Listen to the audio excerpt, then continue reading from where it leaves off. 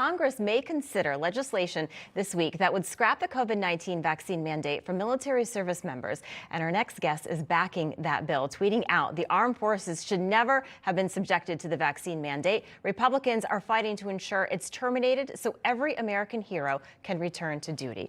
Joining us now to break it all down is New York Congresswoman and member of the House Foreign Affairs and Small Business Committees, Claudia Tenney. Congresswoman, great to see you today. So we've talked about this. I mean, these are men and women that are dedicating their lives to serve, and yet they can't do their job because they don't want to get the vaccine for many reasons, whether it's a medical reason or a religious exemption. So talk to us what may happen in Congress. Yes, well, what we're thinking about doing is the National Defense Authorization Act. That's the big appropriations bill that comes through to fund our military every year, and we have to complete that. Should have been done earlier this year, but hopefully we'll get it done this month. It's got to be done, actually. And so we're hoping that we can add in there a elimination of the vaccine mandate. I had a standing bill already that would prohibit the funding of any federal institution that would require a vaccine mandate. What we're asking is that we eliminate the vaccine mandate, especially for young, healthy members of the military, people who serve now or tend to be young, and they're at the top level of fitness. They're almost like professional athletes. They're in such great shape. Right. In order to even qualify for like military institutions like the Naval Academy or West Point or even the Air Force Academy, they have to meet these criteria to be in optimum health. Many of these young people have already had the virus, so they have natural immunities, which are now being accepted, weren't before. They may have, a reason, a heart reason, the Guillain-Barré syndrome onslaught could happen with somebody. So we're supporting this.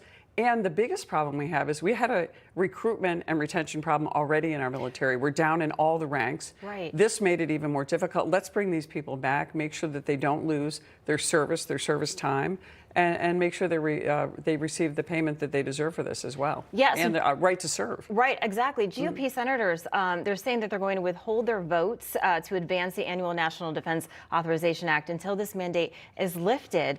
Would you think this is going to get Democrats' attention? I hope so. Joe Biden indicated to soon-to-be Speaker Kevin McCarthy, let's hope, that this is going to be something that's going to be added to the NDAA. We're hoping that happens. I think it's a good plan. I know there's all kinds of people that would love to get back and be on the path to joining our military, serving our nation. Answering the call to serve is a very special type of honor, and it's a special type of person that will do that, whether they serve in our armed forces, fire departments, police departments. These people are putting themselves in harm's way, and the fact that they're so healthy, they're not the people we got to be concerned about. We need to be concerned about the most vulnerable, senior citizens, people with comorbidities who have to worry about the vaccine. And I just think this is fair, and we shouldn't have ever had a mandate, but unfortunately we do. Right. And so it's be good to see it lifted. Yeah, hopefully they can change it. And one of those is your son is a Marine, so yes. Thank him for his service. Thank you. That's great. He's grateful to have the honor to serve. Yeah, absolutely. I want to move on to the Hunter Biden laptop story. So obviously over the Friday, we saw Elon Musk release some of those emails. Today, the New York Post came out and said the FBI warned Twitter during weekly meetings of the Hunter Biden hack and leak operation before censoring the post. So look, we know this story happened. We know it's been censored. Finally, CBS News reported it, 700 days after the story came out. But what do you make of this, that maybe the FBI had warned Twitter? So the FBI now involved in social media and telling them what they can and cannot put out there. Right. I think this is where you come into this First Amendment versus Fourth Amendment issue. First of all, as a First Amendment document or platform, Twitter can censor. But when it comes to the federal government and the government, the FBI, in interfering and trying to manipulate whether Twitter can run stories or whether they're removing people from the platform. We've seen emails released by Elon Musk all weekend long showing that, in fact, the government did reach out. So, are they getting to our personal information as well? So that would be a Fourth Amendment. We have the right to have probable cause before there's a search and seizure into our personal rights, but also a First Amendment issue is, now with the government involved, this is interesting to see what will come out.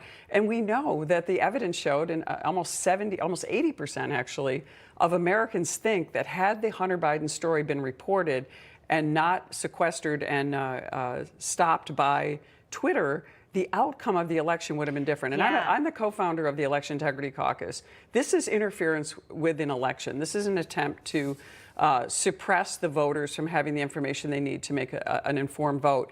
And so that concerns me as well. And then they're also showing that A lot of people would have changed their vote up to 10 or 20%. And this election was decided in the swing states by about 42,000 votes. Yeah. And that's it. Yeah. Nationwide. Yeah. And we have to leave it there. But I think that the main part of the story, too, is that let's forget Hunter Biden, because the main question is was Joe Biden involved in any of this? So that's the big question. The whole story is yes. Joe Biden. Yeah. It is how much was Hunter Biden being used by his father and his son, trying to use his father's name and reputation and position, potentially the president of the United States, to get 10% for the big guy and all the other corruption with our greatest adversary, China. Yeah, absolutely. All right. Thanks so much. Claudia Tenney, thank you so much. It's great to see you in studio. Come back and see us again. Thank you. Great to be on.